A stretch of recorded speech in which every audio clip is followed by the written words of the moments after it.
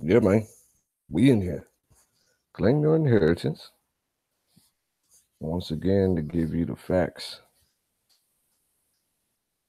So I'm watching Tariq Nasheed debate Jared Taylor. Had to ask my man No Brains, who is Jared Taylor? He said Jared Taylor has been advocating for 25 years an ethno-state for white people to separate from the government that they think is oppressing them and from black people who they think are oppressing them. He asked me about Tariq Nasheed. I don't know Tariq Nasheed at all. I noticed that he repackages and even more eloquently expresses the sentiments of what's my man's name? Uh, Neely Fuller Jr. So Neely Fuller Jr. explicitly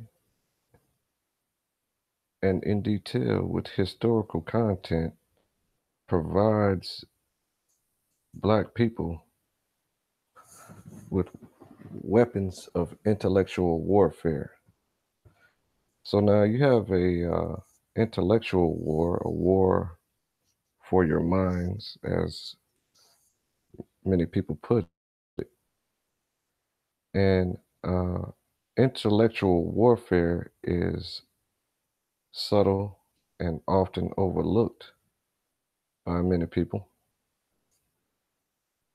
and trivialized by the likes of what's that boy name?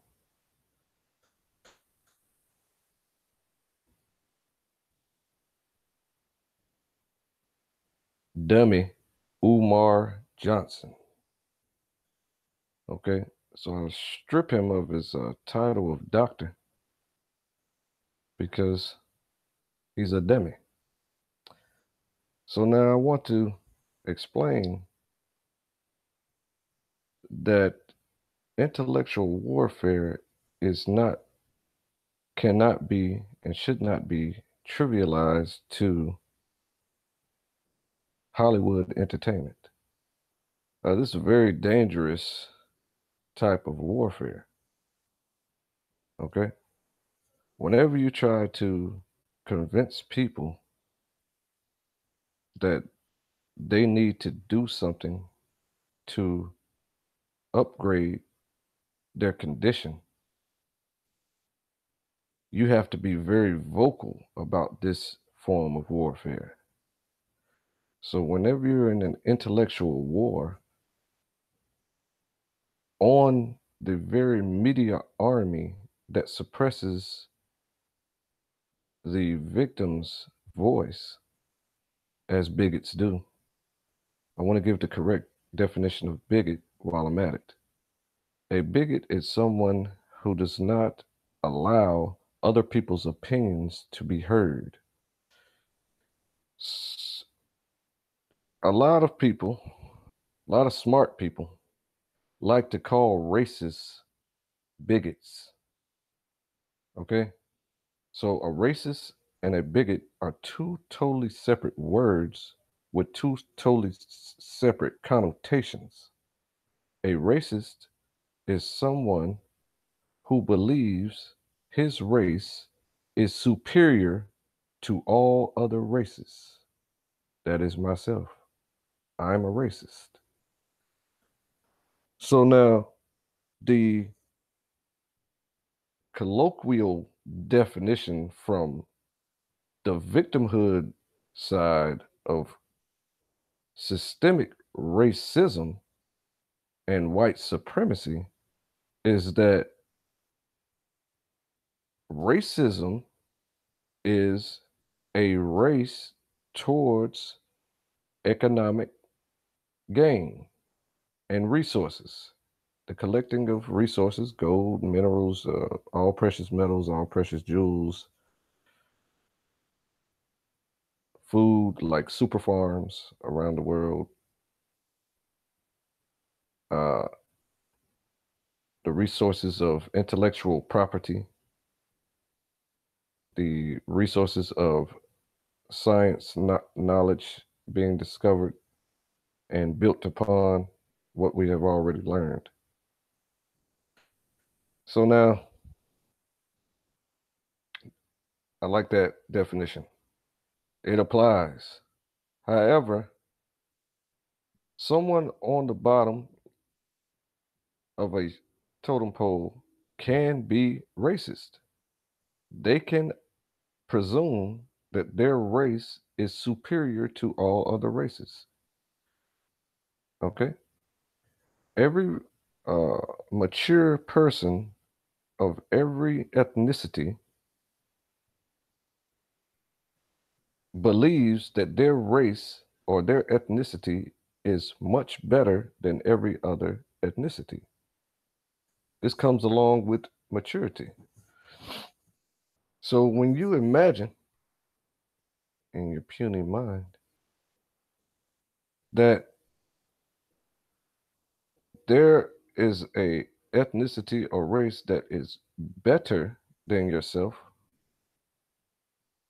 this is a form of immaturity, is a form of stupidity. Okay? Just want to make that clear. Now, I heard throughout Tariq Nasheed and Jared Taylor's debate a high degree of bigotry. The moderator, Baked Alaska, would strategically pull out his meme that aimed a fantastical and fictitious scope at Tariq at strategic times. You have to watch closely when he does that.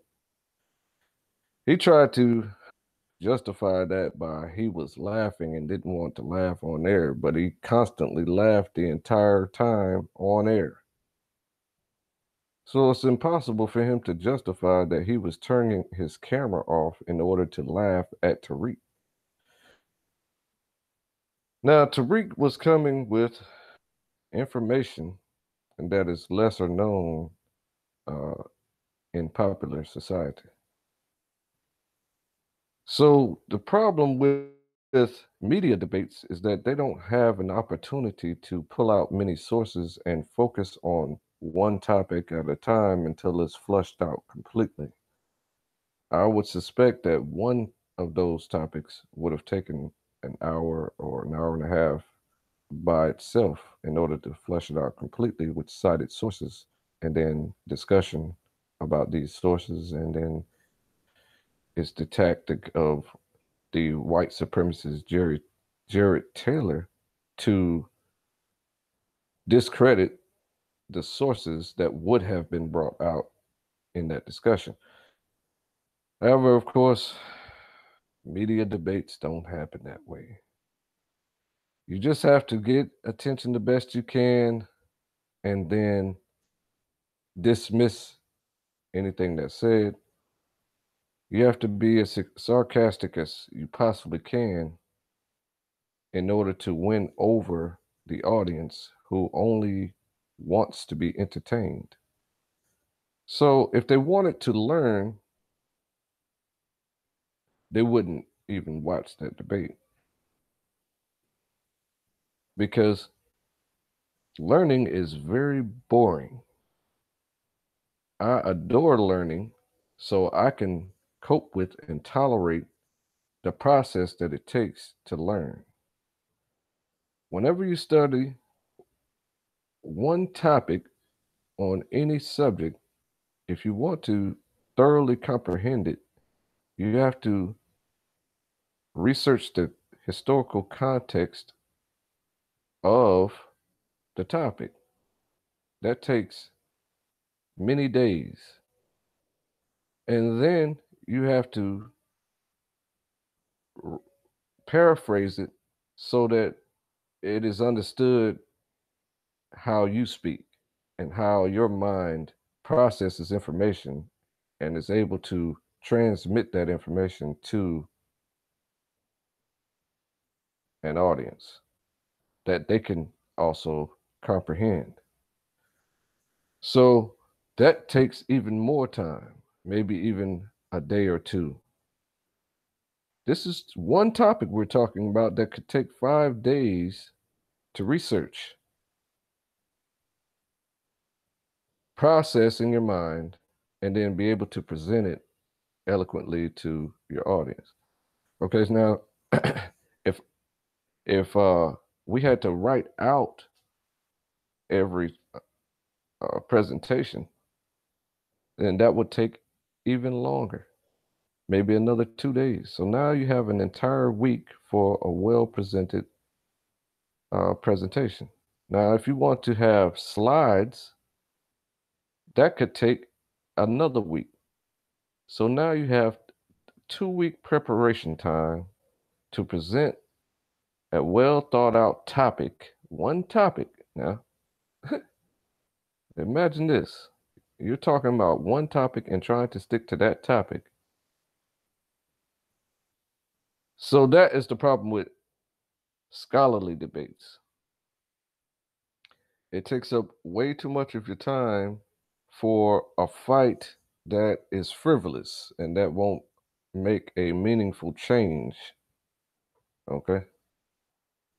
So this is why it is highly important to focus on a practical solution and course of action for the future. You understand? I have that solution. The solution that needs to be taken, the course of action that needs to be taken for the concern of combating white supremacy is for the victims of white supremacy, which are non-whites, which includes Black people and includes white people who are also victims of white supremacy. So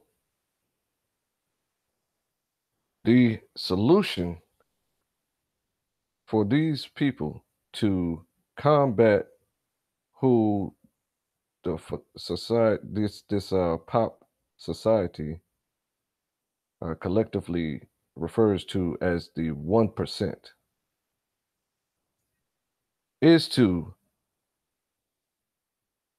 coalesce a structuring, functioning layer of layers upon layer upon layer upon layer of protection, as described by Claude Anderson, for one. Okay. However, Claude Anderson is an integrationalist. So he wants us to build up our economy in order to buy the Congress and buy the presidency, just like every other race has done over the years. They buy governments. This isn't practical. What is most practical is for us to decide that we want our own governing structures, our own economy, our own media. Okay. Frequencies, let me tell you something about media, right? Media is built upon the foundation of the scientific discovery of frequencies that happen. Radio, okay? So what we are speaking on now are radio frequencies.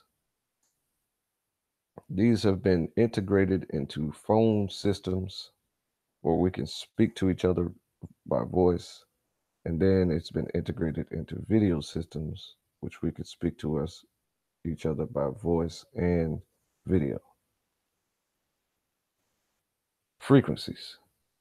There are plenty of frequencies available for anyone who wants to have a media army that uses their media as a method of warfare against their victims. We can do the same thing, but it takes money, and it takes a comprehension, and it takes a unity. So the solution that is outlined in the Bible is to come on one agreement, to agree and understand that we have a common enemy, and to combat that common enemy by electing a leader who is not cowardly and who will face the dangers of assassination. Polight quit based on the threats of assassination. What's that boy name? Pharoah quit based on threats of assassination. What's that boy name? Sarnetta quit. Well, Sarnetta took the bag, so he still works, but he is attempting to look and appear neutral to his handlers so that he won't be assassinated. Okay. Then you have my man Dmy Umar Johnson, who in a sense, he has quit. What he does is travel around the earth talking to people. This motivational speech that he gives to people around the earth is solely for the purposes of raising funds for an all little boys school that he wants to be the leader of.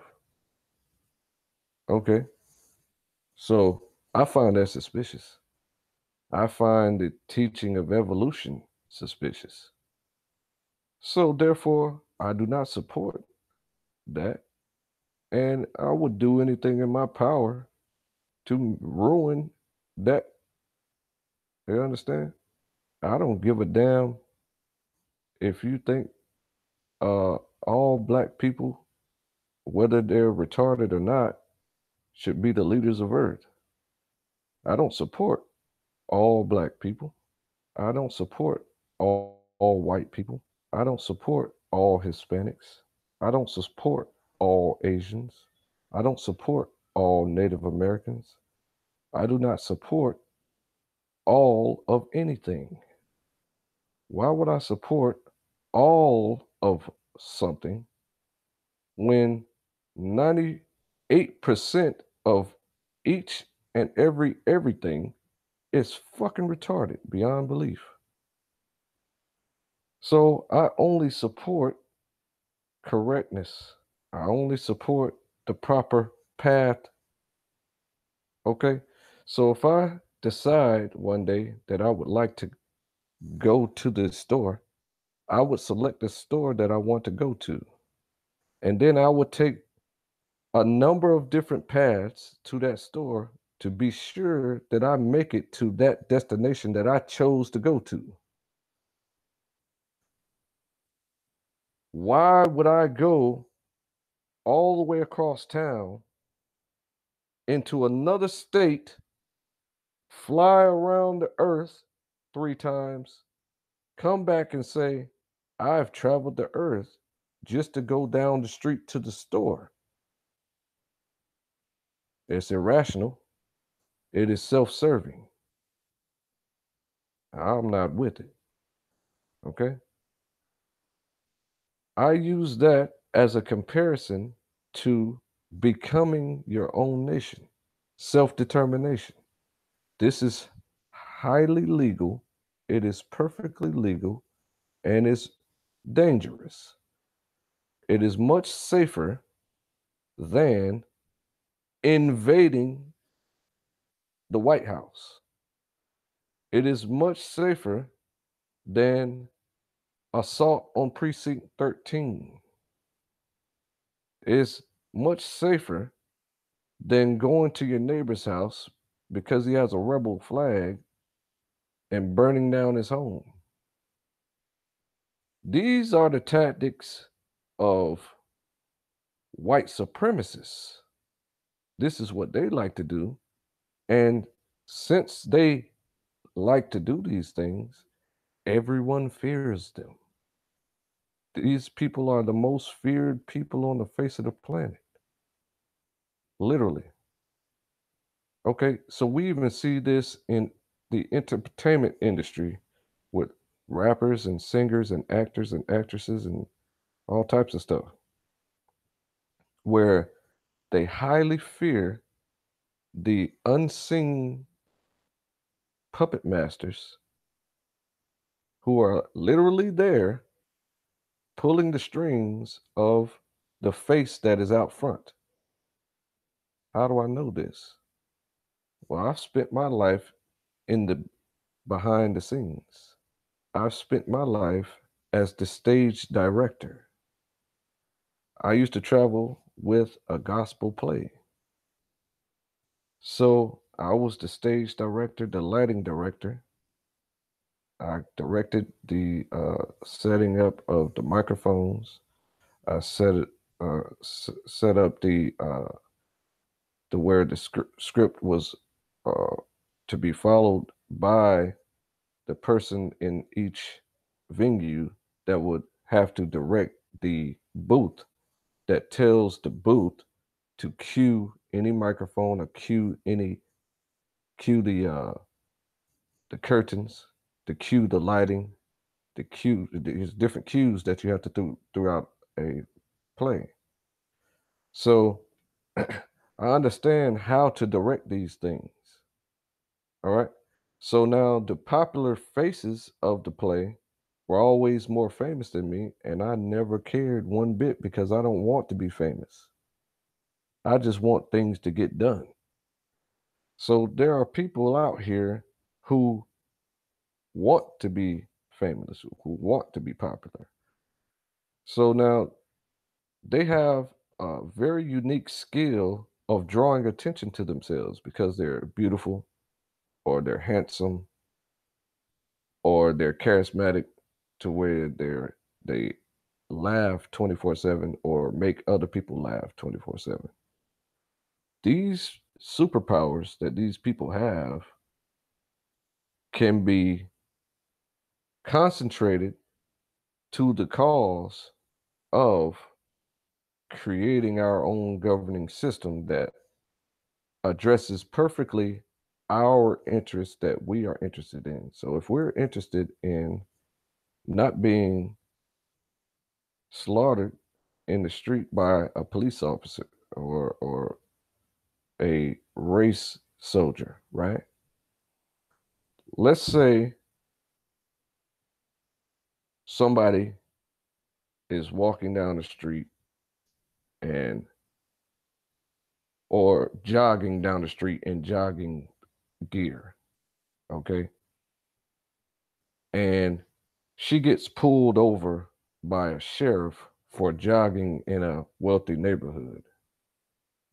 And then the sheriff finds out that she's a judge who is jogging in the neighborhood that she lives in because she owns a property in that neighborhood where she lives. And she's jogging around the neighborhood, gets pulled over by the sheriff. If we want this to not happen in the future, then you would have to replace that sheriff. Well, my argument is that this happens to millions of people. So you would have to replace millions of race soldiers. So you need to have your own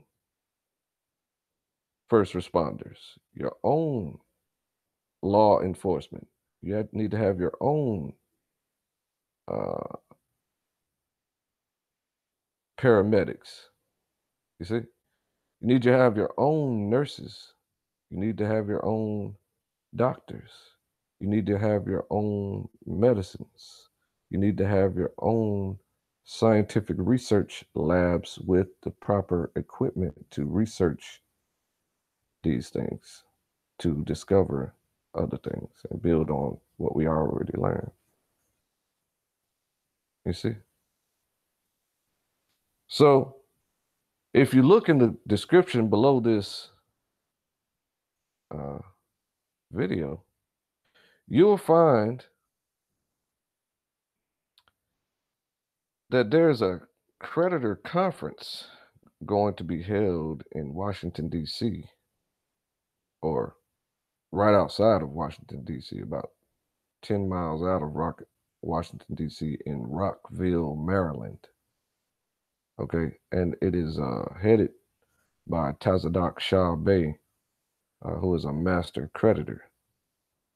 So that thinking is very different from debtors.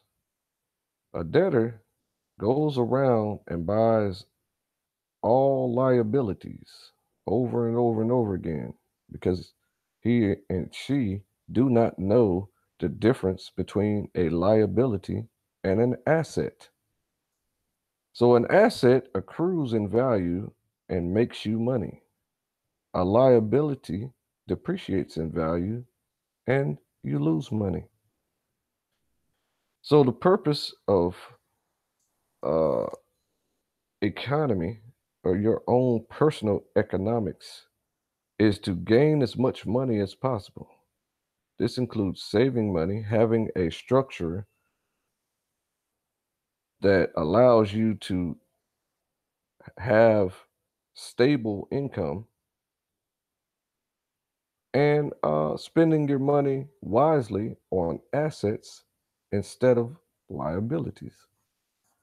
So if you want to learn more about that, just listen to Rich Dad, Poor Dad, and you will learn as much as you want about that.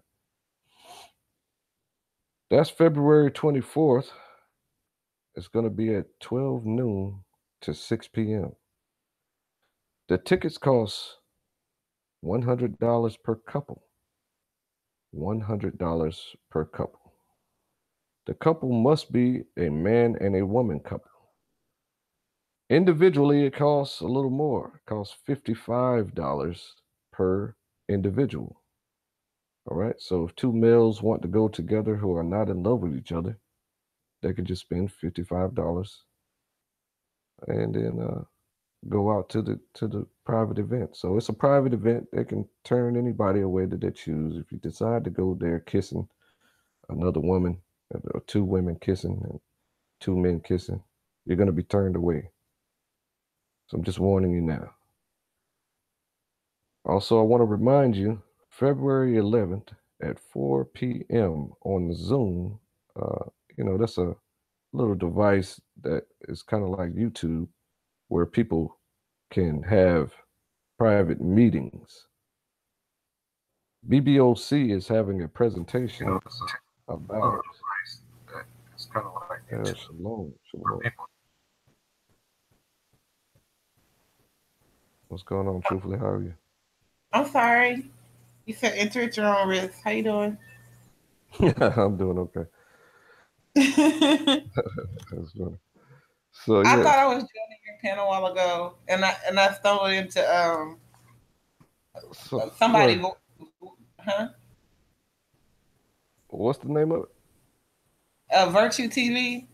They had put the link in the back, and I was like, oh, because I had seen you was live, and I thought I just assumed that was the link because it was in the Welcome Y'all Charlotte box. Virtue TV trying to jack my people. That's crazy.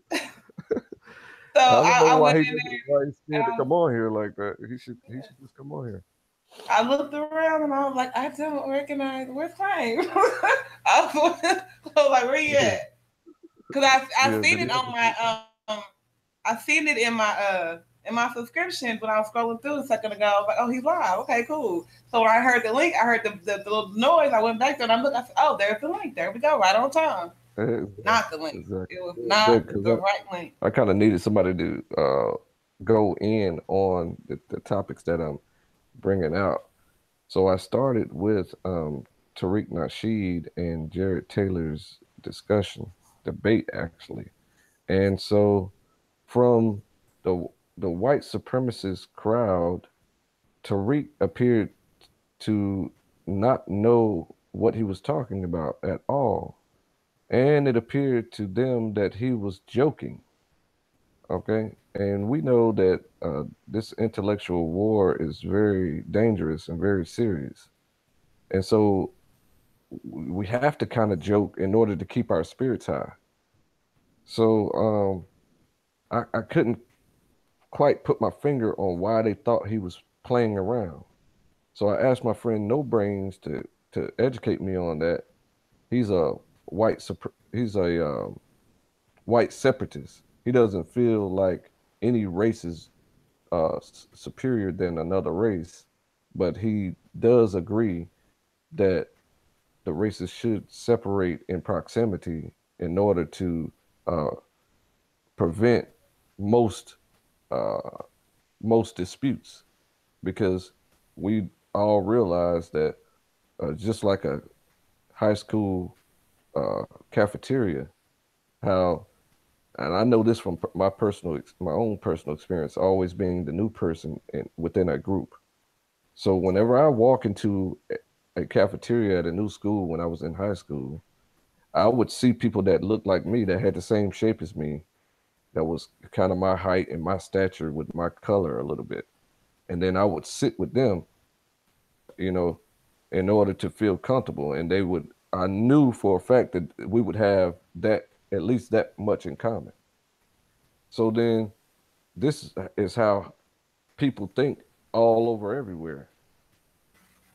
And so they think that I was watching this video that TD Snakes, the homosexual TD Snakes, had put up about a pastoral leadership conference where they're trying to get leaders around the country to band together and to form some type of structure for themselves as well, right? So I don't know where they came up with that concept, other than I have a mole in my organization, which I'm pretty sure I know who it is. His name is Chris Sankster. So if you're watching, Chris, you need to text me or call me, and you need to stop telling TD Snakes what to do. So now, that's what I started out with the Tariq and Nasheed debate. I mean, the Tariq Nasheed and Jared Taylor debate, and how the dynamics went along, where Tariq was spitting out fact after fact after fact, which I was disagreeing with a few things there. And it's impossible in a media debate, in an entertaining media debate, if you want it to remain entertaining and not lose viewership, you can't pull out source after source after source. And then it's okay for the opponent to move the goalposts around in a circle so that you get dizzy. So it's really crazy how he keeps his composure. He never tells them to stop cutting me off, which they constantly do. He smiles and laughs to keep his composure, and then spit fact after fact after fact, deep histories. I just don't get it. How does he do that? I don't trust Tariq Nasheed. I've never watched any of his Hidden Color movies. I think that I think it's kind of brainwashing to try to get all black people to think the same way. But I've never seen it, so I don't know.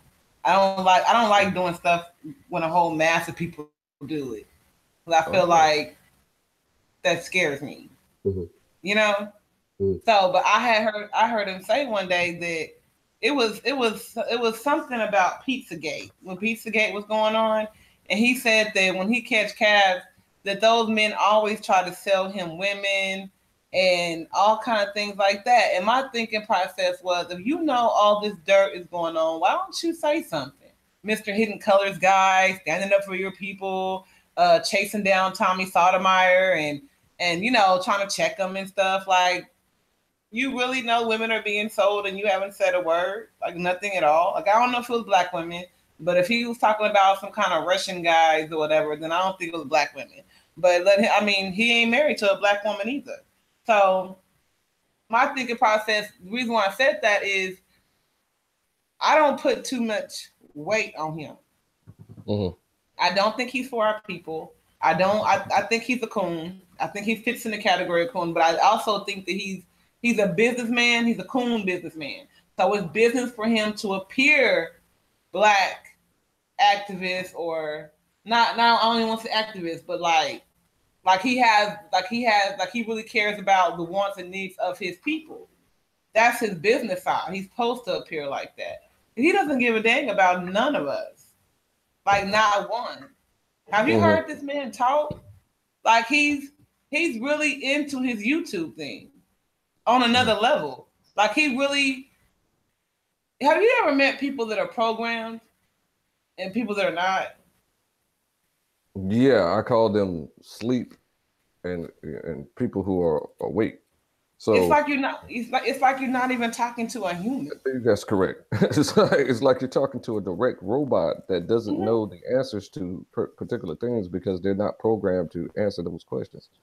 Like I was saying, I think it was like it's like trying to ask a calculator, what is the color of a lily? Yeah, who's that person that the Truth Hurts with Will podcast? Who's that? Truth Hurts. Yeah. Can you see your chat? No, I'm not looking at my chat right this second. They've been going in for a minute in your chat, trying to get your attention. Oh, oops. Sorry, guys. I'll be able to look at the chat in just a few minutes here. I just have to handle some business. Now, so I was expressing earlier that the intellectual war, okay, is always present, and that Tariq Nasheed is a part of that intellectual war, right? So he's a intellectual warrior. All right. So now I said that he was trained ex facto by Neely Fuller Jr. and Claude Anderson and the likes, you know, the people that was on his documentary series. Now, I do agree that Tariq purposely released his Hidden Color series during the time of the Whited Out series in order to drown out the true information that the Israelites provide to the Black community, okay, and other minorities, you see? So the Israelites have a way of unifying Hispanics and Native Americans and Black people and islanders and people around the world that fit that dynamic of different varying colored people or varying colors of people, melanated people, and unifying them and bringing them together to face a common enemy. So in that respect, Tariq acted as an agent because he adores his knowledge about evolution and all this, and he wants that to be promoted over our comprehension of the Bible. So in that way, he acted as an agent, but I think he was sincere in his own beliefs that evolution is true and that it should be promoted above the Bible. So that was very irritating to me that he did that. He purposely put out his documentary series during the releases of the Whited Out series that was telling everybody the truth about the white supremacies and stuff like that. So I was highly agitated by that. Appreciate you. Okay. The brother in the chat asked me, why was I hating on Tariq? I told him I didn't know him. I did not know him to hate on him. And I want to elaborate on the last thing I just said to that brother. I said we have had so many fake leaders that we now shun the real one. Our people are so desperate, we will accept any kind of leadership. Any kind of leadership. Exactly right. This is exactly right. Yeah, we'll accept any kind of leadership but the leadership of the Most High. We'll do anything but follow those commandments. Like it's mind-boggling. Especially for us American blacks, tribe of Judah, especially tribe of Judah. Like, do you understand what's at stake here? All we have to go back to what we originally promised our people did in that desert. That's exactly what we got to do. It's not hard, but we will give our money, our prized possessions, up everything for these false leaders. The Most High ain't asking for none of your stuff. He asking you to do right. Mm-hmm. So that's why I'm just like, Tariq Nasheed, no, these are not real leaders. The Most High has never did that. They say things like, how could you love a God that did you like this? The Most High ain't did nothing to us. Whatever we going through, we did to ourselves. He has not done nothing to us. He has never forsaken us, and he has not forgotten us. In the end, he's going to come back to the promise that we originally had with the Most High. He's not going to forget us. You know what I'm saying? But Tariq Nasheed is one, like lambs to the slaughter. What does that mean? Shalom, James. But like Tariq Nasheed, like these people, they're not leading anything. There is no leader. Where's my Bible at? There is no leader that's coming. Because in Deuteronomy, let me go to Deuteronomy 28. And the word says that no one. It said no man will save you. No man will redeem you. No, and no man shall buy, and no man shall buy you, or something like that, right? That actually means save you. And then so none of these people, we're looking for a savior in the wrong place as usual, a false God, something that we should not be looking into. Tariq Nasheed is a man. He's just a man. Put your trust in no man. He's just a dude. This dude is hustling, gaming, and doing his thing every day. The same thing, like a lot of these people are doing it, and YouTube is just the next hustling grounds. They couldn't make it to Hollywood. They couldn't get it. They couldn't sell their soul that way, so they're doing it from their living room on a YouTube channel. Right. You know what I mean? So I don't want your sentiments to be misconstrued with mine, because I know that we're in a mental war at all times. No, I was talking to that guy in the chat. Yeah, I wasn't directing at you. I'm sorry, brother. I don't want you to feel that way. No, I know that. I'm just saying that we are in a mental war and a physical war at all times. So, I personally do not like to trivialize the role of a mental warrior who has to paint the picture of Black people as we are good enough. So if you have to spend all your life trying to show people that we are good enough, then that is to be commended. That is a part of the war, a action that should be commended.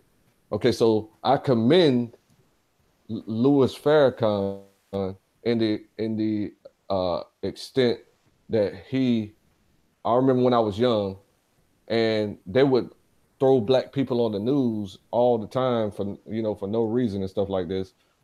And Louis Farrakhan had to go and tell the news media, the whole country, and succeeded in we will sue you if you continue to try to slander Black people in the way that they were presenting Black people on the news.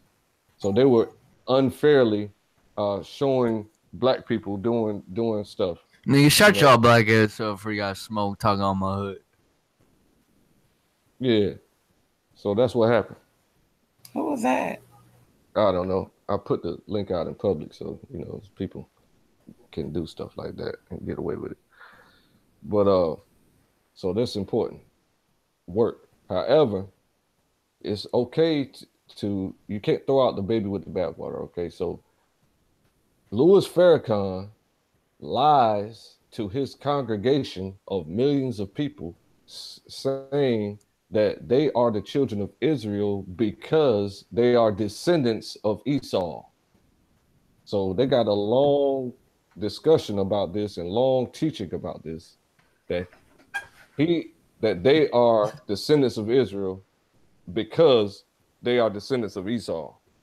So we know in the Israelite community that is impossible. So these people are inadvertently or purposely and willfully acting like agents to drown out the Israelite reality that is being presented to everyone today. You see? So that is what I do not appreciate about them.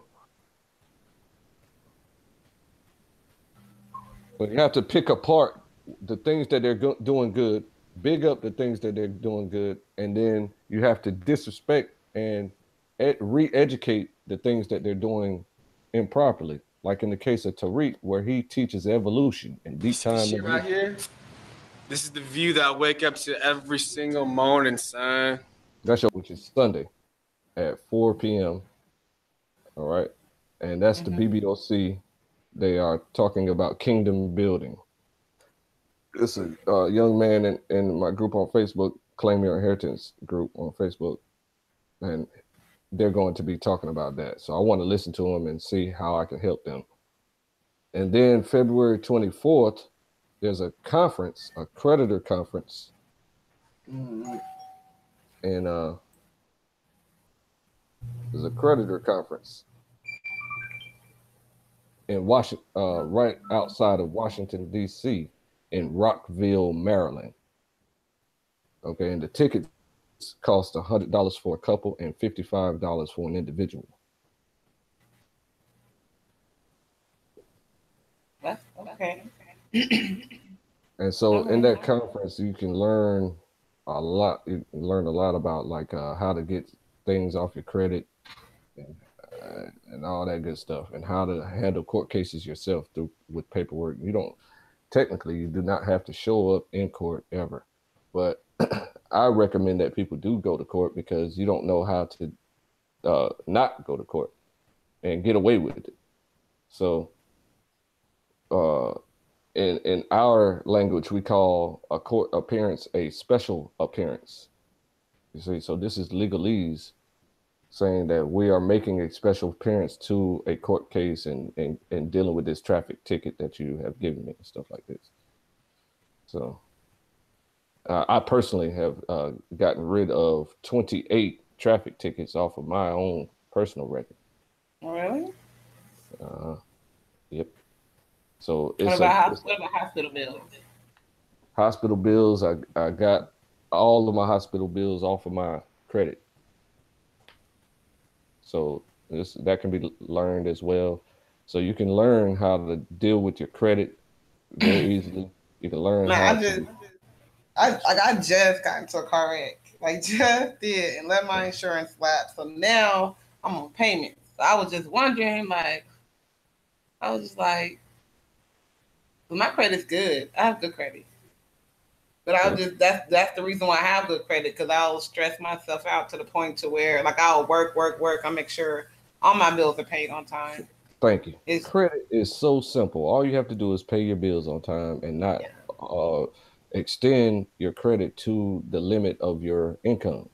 So you're supposed to use like maybe about 1/4 of what you make. If you make $1,000 in a month, you're supposed to utilize $250 in credit, and then just pay off the minimum, and then your credit score goes through the roof. Mm-hmm. So this is how all businessmen think. Okay, so when businessmen get these fancy buildings and they get all these cars and stuff like this, they don't pay cash like smart black people do. Smart black people say, I'm just gonna pay cash for my car. When I get my taxes this year, I'm gonna pay $6,000, $18,000 cash for a car. So businessmen do not think this way. because a car is a liability that is supposed to be utilized to get you more income so that you can purchase assets. You see? Mm-hmm. Yeah. That is like, because that's what people don't understand. Like, you as a human being, you do not matter to these people. You are a number. You are something that's on a piece of paper, and that's how they see you and identify you. These numbers better look good. Like, your credit score basically lets any company know, because the company sees your paperwork before they see you. And when they see those numbers, that's how you become Mrs. Abigail, instead of Tawanda in their mind. They automatically decide whether they're going to respect you or disrespect you, dish you or welcome you in and offer you water, coffee, and a cappuccino and everything else. Your credit score changes that. Like, like I mean, like I didn't even know that. Like, I wasn't even aware that I had good credit. I just didn't like not paying my bills on time. I never had checked my credit score. I don't go buy a lot of things. Like, in my last apartment I lived in, I stayed there for 7 years. I just moved in last September. I don't like to move a lot. So it's not like I'm using my credit a lot, my credit score. Like, like, what's your credit score? Here you go. Like, you can look it up this way. You can, give my social security number and all that stuff. Like, no. So, but when I got in my car wreck and I had to go get another car, that's when I realized I had good scores. They told me. Mm-hmm. And that's when I realized that, oh, like, you mean being responsible, it pays off? Like, for a long time I felt like, man, like, the bad people get away with everything. Right. And I do everything, like, to the letter, to the T. And why they get away with everything? And now I don't feel that way no more. Exactly. See, people in power and people who are gatekeepers for opportunities, whenever you speak to them like how you're talking now, they realize in their mind that you get it. Okay. So you're supposed to do everything properly that way. So when they hear these things and you present it and you say, hey, my credit is great, then they are way more apt to give you that opportunity. For example, in 2000, what was it? 2017, I believe it was. Was it 2017? Yeah, I think it was about this time last year, right? So, there was a situation where I was doing some things, and there was gatekeepers involved. There was like 5 gatekeepers involved. So when I was talking to them about my credit and stuff like this, they changed their whole persona about, because I got a hood accent. I dress hood at all times. I go to business meetings in hood clothes because that's just my style. I don't wear like suits and ties and stuff like that. So they were like, well, who's this guy? But I was already in the position to where on paper I was looking perfect to them. So when I presented myself to them, they were kind of looking kind of funny at me.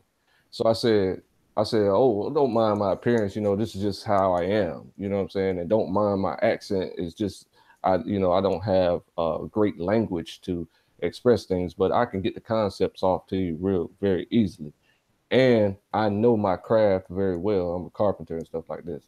So when they heard the whole spiel coming out of my mouth, they realized that they were talking to the person who filled out the paperwork.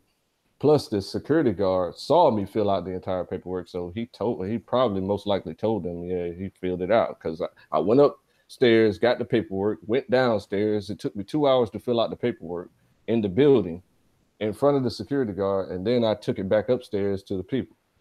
So they knew I filled out the paperwork. It's just that when they saw me, it was kind of different. But then when they heard me, they automatically gave me the opportunity and said, okay, here's a $60,000 contract, boom, take that. And so I couldn't, continue to show that that I'm a debtor, or that I speak like, that I act the way that it seems that I am. You see what I'm saying? So when you hear me, it could seem to people that I don't ever know what I'm talking about, and that I look too hood to be intelligent. So that's a constant battle that I have, and this is why I stay in the background, because I don't talk very well and eloquent like everybody else. You know what I'm saying? Yes. Well, it's like like I told you, I don't like moving with the crowd. So when you say things like you feel like dressing comfortable with you, to you what's comfortable. So street clothes to you, like, oh, what did you call it? Like hood, hood clothes. Like yeah. I grew up in the projects my entire life, so we have a particular style that is emulated on in hip hop. You see? Mm-hmm. So like, I is kind it of kind of like the Detroit style almost, or New York style? Like, yeah, it's kind of like style? New York and Kansas City and California. Are you East Coast or West Coast? Oh, I mean, I was born and raised on the East Coast and only traveled up and down the East Coast. Never been out of the country, and never been to the West Coast, never been to the Midwest, never been to Texas or anything like that. So I've been up and down the East Coast, from Georgia, Florida, South Carolina, you know what I'm saying, North Carolina, Virginia, stuff like that, all the way up and down. I've never been to Massachusetts, but I've been up as far north as New York. Okay. Okay, well, I was raised in the hood as well. So, but even though I was raised in the hood, I was very sheltered. You know, my mother always says, it's not about where you are, it's about what you make of it. So if you act like you in these streets, then that's exactly what you are. So it's kind of like, our house was, didn't nobody come to our house. My mama didn't play that. It was, she just didn't play that. There was no us going to people's houses or nothing like that. So so I guess, like, when you say hood clothes, I think hood is a mentality. You know what I mean? Like, right. Not so much a neighborhood, it's a mentality that's been taught to us. Because these same black neighborhoods, so-called hood, we had in the 50s, the 40s, and the 30s. But they wasn't ghettos back then. Why wouldn't they? But now, when rap music came around, now they call them the ghettos, and we've been taught a ghetto mentality that we've adapted to very well and started to mimic. They told us what ghetto was, we mimicked it back to them. A ghetto is to be a drug dealer, a thug, or da-da-da-da-da, and a lot of dudes mimic that back. For girls to be that hood chick is, no, you didn't, and all that stuff, and the booty shorts, and the gum smacking, and the weave in her hair. So they've really got that. Like, as you can see in my photo, I used to do the sew-ins. I used to pay the money, trust me, to get my sew-ins. Yes. It's not cheap. Tell you that right now. I don't know if y'all know anything about girls' hair. That ain't cheap, all right? So, but that's taught to us. This is, you know what I mean? So I still think the hood is a mentality. It's because I was raised in the hood, but I never felt hood.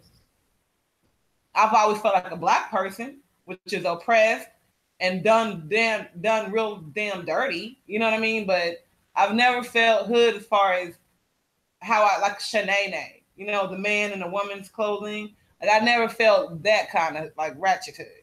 So super ratchet. Yeah, exactly. Like that. I don't even think that stereotype exists now. Remember back then we only saw that on TV and it was funny to us because it was over the top and it was not realistic. Right. Now that stuff is realistic. Right. This is the program, and I wanted to get into that because the media army. That's exactly why I commend Tariq for attempting to combat our how we look to the nations, because it's important. The Bible says that we're going to appear wise to the nations. They're going to say, man, that's a wise nation. Okay. So now Tariq's ability to clean up the lies that the white supremacists present on a daily basis, 30,000 times a day on different media platforms, needs to be duplicated. So we have to duplicate his effort with our own perspective, so that the Israelite message can go out just as clearly as his message. And we are actually the ones who have been exposing this white supremacy technique and Jewisher situation for the longest. You know what I'm saying? So we've been the most vocal about that. You know what I mean? Yes. That one guy, he keeps trying to he asked the question, which is kind of on the lines of where we are. Can you repost your questions, please? The first one, because the trolls said so much in there. And they really Okay, so he says the truth hurts with Will podcast. He says, what's the solution for us? And the second question is, nobody has an answer. And the second question is, how did we lose everything? Okay, so I'll have to address the first answer first, the second question first, because it fits first in the chronological order of what you're asking. So you said, how do we lose everything? This happened back in the day through the transatlantic slave trade and the colonization of Africa. So the reason we went into that slavery is because we offended the Heavenly Father by being offensive to everyone else on the earth. So as we're being offensive to everyone else on earth, it causes envy and causes them to huddle together in groups and say, hey, we got to form a mob and go in and deal with this person who has offended me. I don't think I can take them alone. So let's group up and go take over this community, go take over this country, go take over this continent. So over the hundreds and hundreds of years since the beginning of the transatlantic slave trade, the entire continent of Africa has been colonized. It didn't happen in one day. So now this was predicated upon a papal decree called a papal bull, which is a law issued by the fake Pope. All right. And so that Pope gave permission to Alfonso V of Portugal, who was the king of Portugal at that time in the 1400s. And he gave him permission, being the richest king of that day, to go around and hunt Saracens. The word Saracen means the sons of Sarah. So a lot of people think that is the sons of Abraham's wife, Sarah, but I know that to be somebody very different. All right, so that's how we lost everything. And the solution is to get back to the state that we were before we lost everything. So before we lost everything, our particular family, Blacks, Hispanics, and Native Americans, and indigenous people all over the earth, right? They ruled the earth at one time. So this history is kind of overlooked and remixed and whitewashed. You ever heard of iconoclasm? Iconoclasm, iconoclasm, is when you purposely destroy religious art, okay, in order to paint the likeness of your own ethnicity and to remix the history so that it looks and appears that you have always been in control, and it takes the fight out of the victim who was robbed of his possessions. So we have to return back to that status of ruling the earth as we did back in the day. So our particular family, the Israelites, second king was David. So he's our favorite king. Okay. So now Solomon and David was taking over that area, that location that he was in. And then Solomon solidified his empire that was ruling the known world at that time. So we could easily get back to that status by acting properly. So right now we don't act properly, and we don't know that we're royal. This is why Kemites take an extreme effort to uh, solidify in our minds that we are royalty.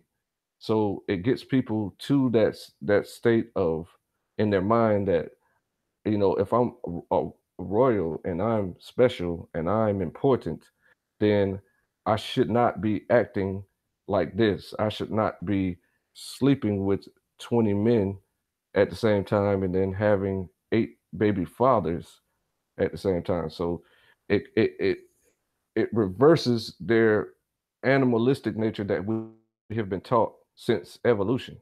Evolution stripped us of our uh, humanity.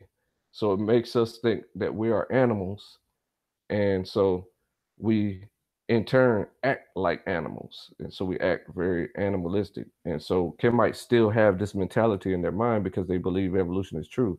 So they just look at the more humble and moral looking animals, if that's a thing, and they say I should act like a regal animal. So they pick these regal animals that they want to emulate, when all they have to do is emulate their true ancestors, who are the Israelites, and then you'll be back on top. So in order to get back to that level, you have to have a leader who comprehends how all that is set up and how all that works.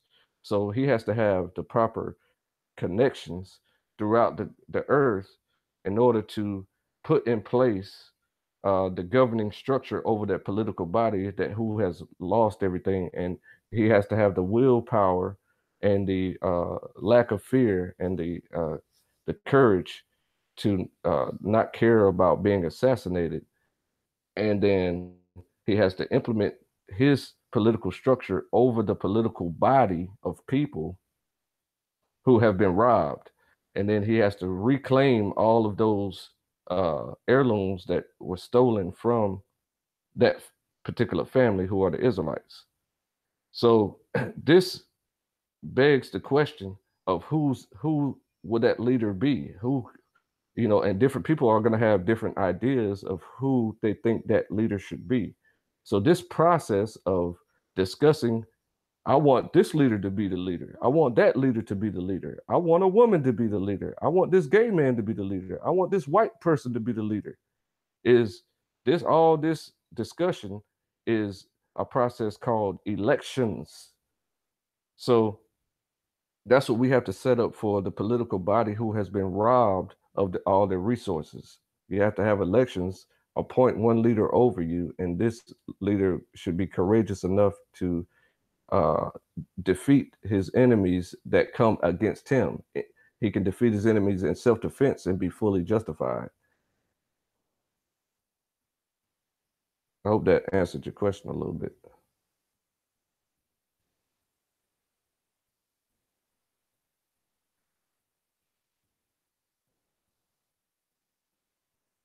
Okay, so you say the truth hurts with Will podcast responded, but we were all over the world, not just Africa.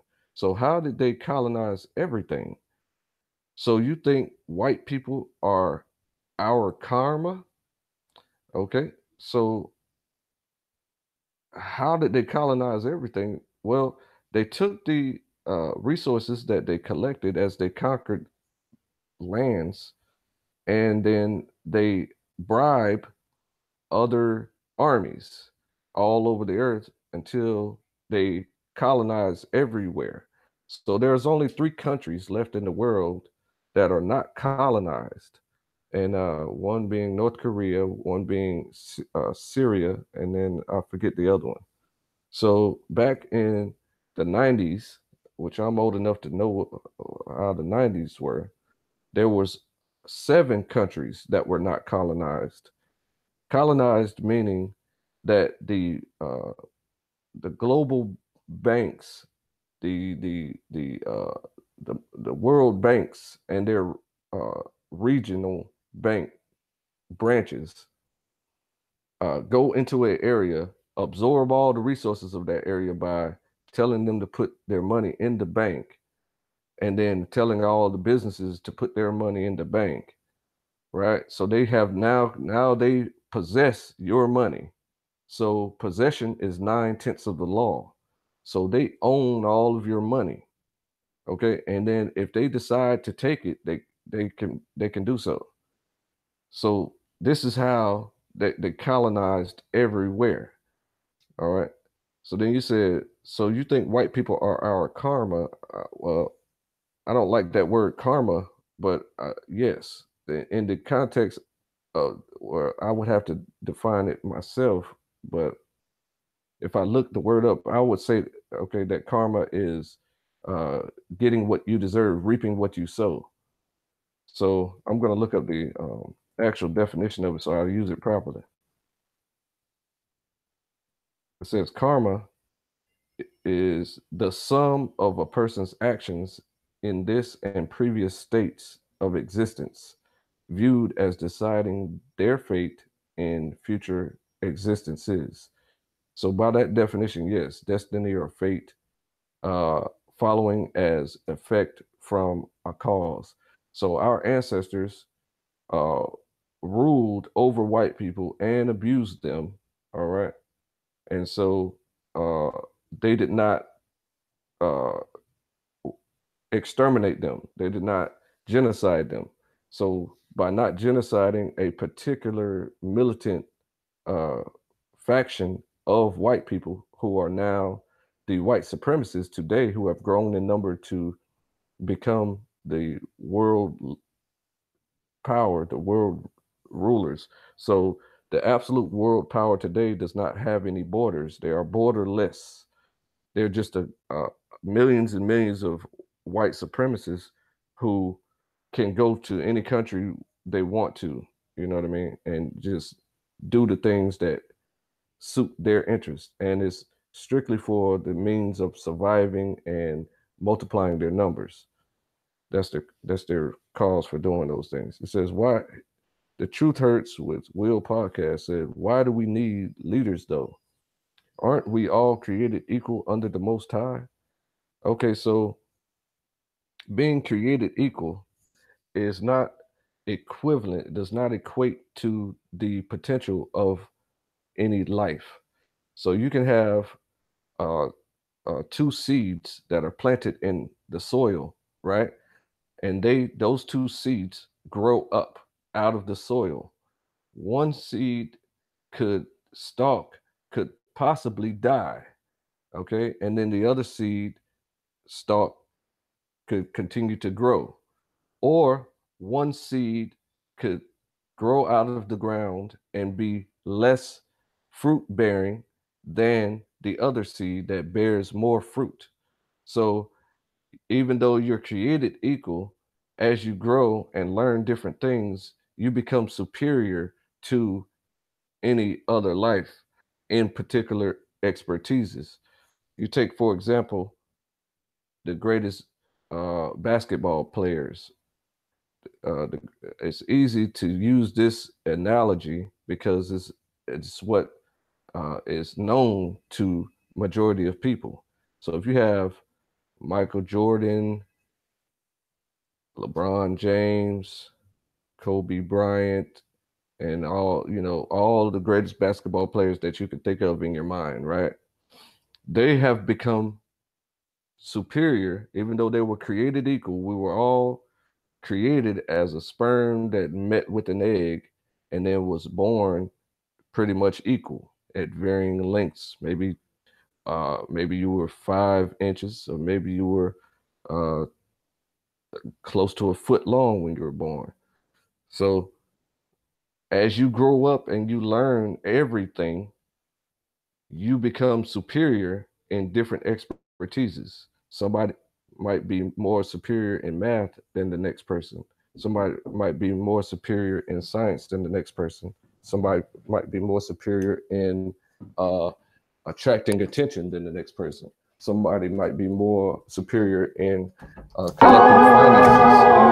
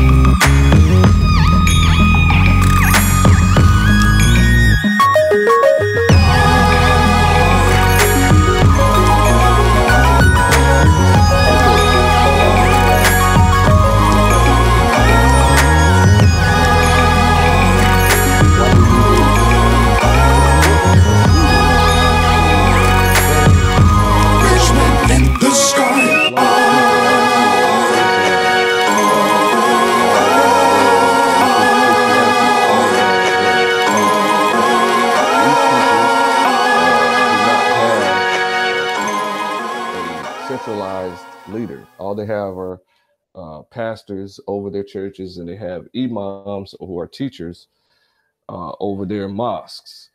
So they have pockets and pockets and millions of pockets of people that they lead, and they all have different ideologies and different comprehensions about how they should thrive in society. So a leader centralizes the concept of the economy for the political body that it is trying to uplift and carry and thrive into the future. That's the importance of a leader. Every mature society has a leader because this is how they gather the necessary resources for their people to thrive. But since you don't want a leader, then you are neglected by the leaders you have chosen to lead you. So in the case of the United States, you go out and vote for people who do not have your interest at heart at all, and redirect and maldistribute the resources that are supposed to go to you. The mandate of the banking system, the reason the banking system was created in 1933 was to alleviate poverty from the planet. That's the reason that it was invented. Now they have defaulted in that mandate, and since they have defaulted in that mandate, you don't know that that is their mandate. So because you don't read their documents, you don't study, you don't learn from documents, you learn from other people. And since you don't, other people never talk about that, then you don't know that that's the case. You see? So the reason that banks were invented was to alleviate poverty from the planet, and they don't do it. So all they did was trick the governors of the earth into giving the banks all of their resources in order to hoard the resources and keep them away from Israelites who never finished their job to genocide Amalekites. So you have to know who Amalekites are. You know what I'm saying? In order to know why that happened and the history behind all that stuff. All right, so the Truth Hurts with Will podcast says, we will never have utopia of melanated people. We never have.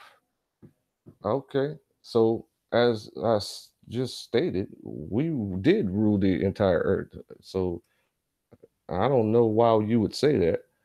We have the willpower. We have the intentions in our minds and hope to live in that type of melanated utopia. However, we are not trained to build and pragmatically build that structure and that utopia.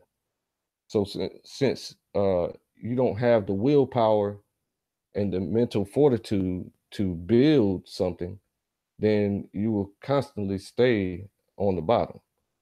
Okay. So the Truth Hurts with Will podcast says, so you saying we couldn't stop them from taking resources? We have built pyramids. How is that possible?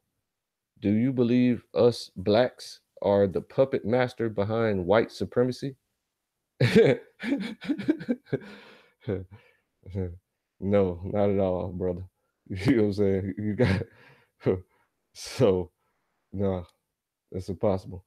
So I already know who the actual leader of that white supremacy structure is. The family that leads in a pyramid, it always goes up to a point.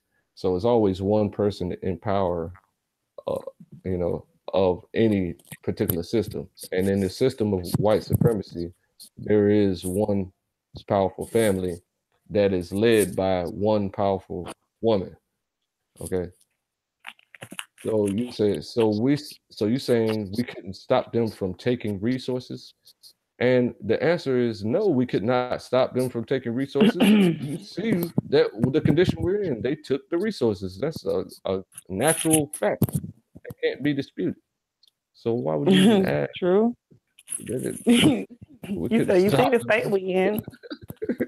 Like, Hey, yeah, we're not, we're not actually calling the shots, man. why not? Is because okay, the Truth Hurts with the Will podcast says, why couldn't we stop them from taking resources? Okay.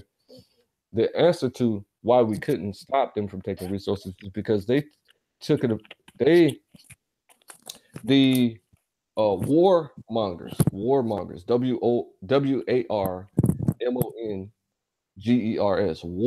warmongers. So these people are addicted to war. They're really pathological and really sociopathic. So these people take every piece of knowledge and militarize it. So we didn't have that mentality that we should militarize everything. So when they would send the Catholic priests and stuff like this into varying locations all over the earth in order to change the people into Catholics, their real goal was to monitor their mentalities and devise a strategy to take the resources that they had that the people in those lands had control over. So the priests would return reports back to their superiors and tell them, okay, these people over here, these people over here, they're pretty easy to conquer. You know, these people over here are silly. You know, they don't even think that they think that I'm there to help them and stuff like this. They see how silly that and immature people are. So they took it upon themselves to militarize even the position of a priest to go in as a spy in order to devise a plan to uh, occupy the mines in those lands. And so also with that, they amass such a knowledge to where they traded with China, right? So once they traded with China, they found gunpowder. So China was just using gunpowder for their little weak, strange rockets that didn't do no damage at all. You know what I'm saying? And so they refined the gunpowder into a handheld rocket, which is called a gun. And so each person can hold a gun instead of building hundreds or thousands of gunpowder filled rockets that would fire into crowds and who they were kind of inaccurate, you see, as they flew around and stuff, and they're very dangerous. So they would take that technology of the gunpowder to cause a rocket. They would take a metal to surround the rocket projectile and call it a gun. So now every one of their soldiers can hold this handheld rocket and kill people more accurately.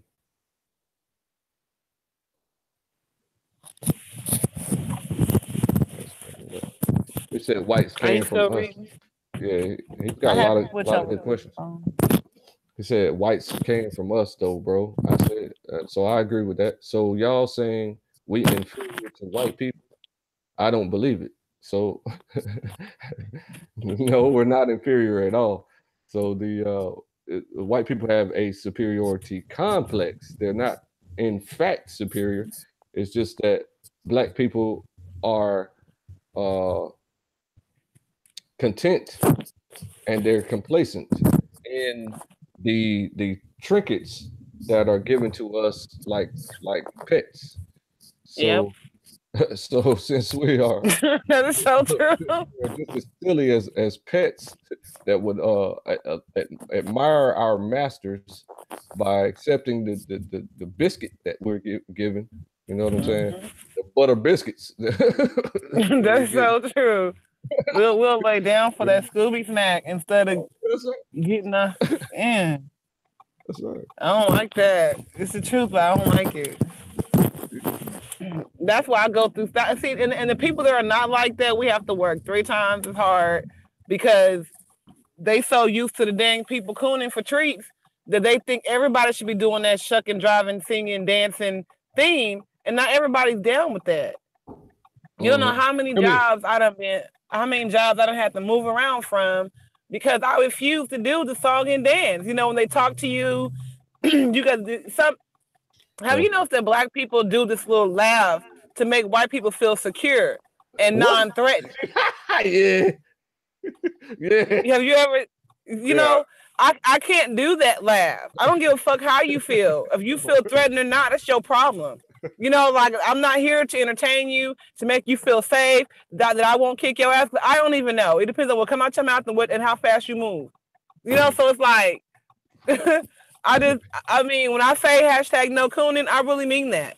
It's not a joke. Like I'm for real. Like stop cooning. You're hurting everybody out here.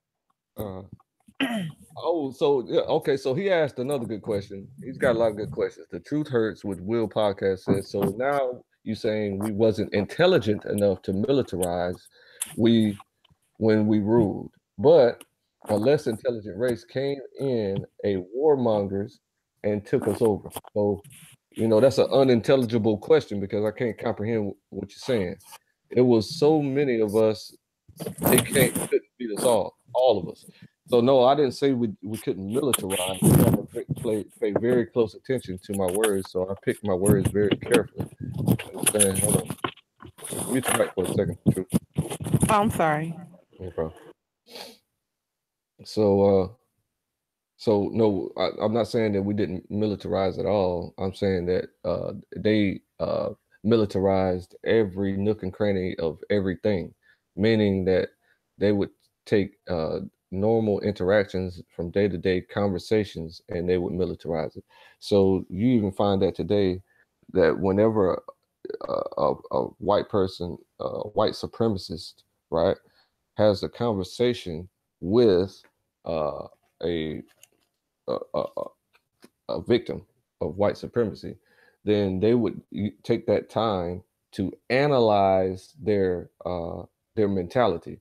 So wherein we're just spilling the beans about how we feel about something, they are using that time to analyze the words that are being presented to the public. So this is a trap for most people because they don't realize that they're being analyzed. So when you're being analyzed in this way and you're vocalizing through your illusion of free speech, you're saying, I'm going to say whatever I want to say whenever I want to say it. And so you are being frank with them and being completely honest about everything that is on your mind. So you don't realize that some of the things that you're saying have become illegal in their law, that it's illegal for you to say certain things. So then that is a war tactic. They come and try to talk to you to get you to say things in public and record it on air so that they can present it to judges that then in turn lock you up and confine you away in some black hole somewhere indefinitely. Okay, so and that's just one form of how they militarize everything. And that's the problem, that we don't do that. We don't have that that expertise. Our expertise is making people smile. Our expertise is farming. Our expertise is getting money. Our expertise is making babies. Our expertise is adapting to any form of environment so that we can prosper very well. Our expertise is teaching and learning and inventing. These are our expertises. So, you know, you say, I appreciate your responses, brother, but it still don't add up. So are you saying we are less intelligent than whites, just like Jared. Okay, so I mean, most people who analyze this topic realize what I'm saying. Okay, I just expressed to you very clearly, without, and I pick my words very carefully, that people become better than someone else based on what they study. So if they study something and know it very well, which is the white supremacists perfected war tactics, WAR, tactics of war strategies. They have perfected that thing, and black people have ignored war strategies. They allow themselves to have the strategies played out on them. So in the sense of war, they are smarter than black people, and black people need to learn war strategies and duplicate the war strategies to combat their war strategies. It's not hard. It's not very detailed. It's not a lot of information. It's just that we don't have enough people who care enough to get out of their comfort zone. Their comfort zone is we're great pets in America. So we're being utilized as pets, and you like being a pet, so it's impossible for you to get out of that predicament. That says, so you're saying they are better at organizing than we are? No, I'm saying that they care more about the preservation of their race than we do. So they hire themselves over another person. They don't generally, as a whole, date outside of their race. They preserve their genetics. They, do so many things that is focused on themselves, which this is what every ethnicity, every mature member of every ethnicity does for themselves. So in every ethnicity, you will find that 90 to 95% of the marriages in each ethnicity marry their own race. It's only a few dummies that marry outside of their own race. So you're saying they are better organized than we are. If that's the case, based on what you said, and they are born to rule us because, like the example you said with the seeds, they grew up to be better than us. Yeah, in the expertise of war. So it's going to take some type of pop culture popularity. Is going to have to this thing is going to have to become popularized, just like with uh, uh, Colin Kaepernick and Nick Cannon and Kendrick Lamar and Kodak Black and countless other people, like what's that boy name, Willie D, and a whole bunch of other very popular people who command an audience, who have the superpower and expertise of gathering attention and gaining attention.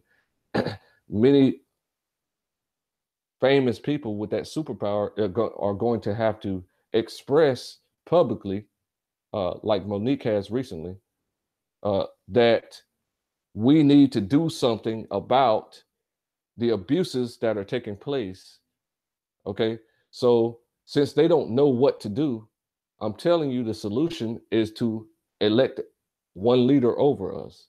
Whenever you go through that process of electing a leader to lead us into the future, that very process will unify the nation that is being oppressed. Okay. Black people teaching and believing evolution promotes racism, white supremacy. I agree.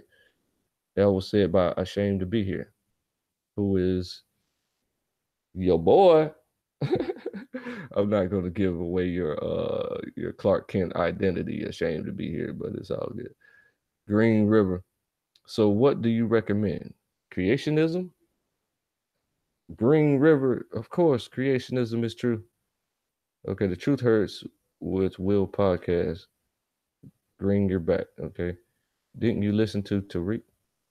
White supremacists are obsessed with black people, and we know about everything. Okay, so Green River is just trolling. He's not going to say anything important. Can you put your link in the back so I can join?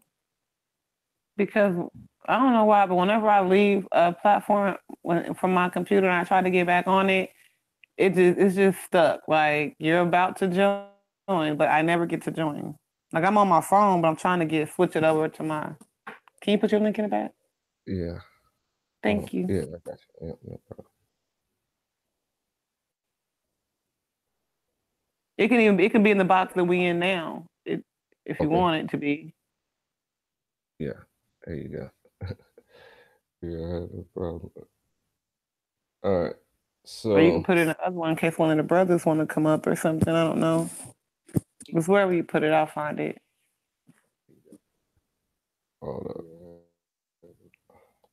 I can't do two things at one time. The other one in case one of the brothers want to come up or something. Okay, so there you go. All right, send back that. Thank you. Yeah. All right, so let me see. They're asking that dude, Will Podcast was asking some good questions, boy. Boy, not you, but the guy in the. You have Christians, Muslims, Israelites, etc. We all believe in different things, so a leader won't help us. You're funny. Yeah, the leaders are helping everybody else. I see that. So Trump is making America great again. Don't you see that? You see how bold white people have become now? You see how cops could just kill anybody they want, you know what I'm saying? Kill any black person they want and then be found not guilty. Do you see that? The reason is because they have leaders over them who protect them. You don't. You think you can do everything yourself. You think you're Superman.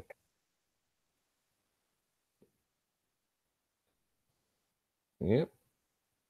All right, so if there's no more questions, then I've been on here a lot longer than I expected to be on here. And what if we create a barter system with people of color? Dude, man, I'm not entertaining any type of brainstorming on the show. If you have a question, a real question, I'll address it. But you're talking about a barter system when we already comprehend economy and how economy works. So you don't need to barter. You can use money. All right, so I'm gonna get off of here, man, because you wasting my time now. So I appreciate everybody for tuning in. It's been Claim Your Inheritance. Shalom. You got any last words, Truth? No. Shalom. See y'all next time.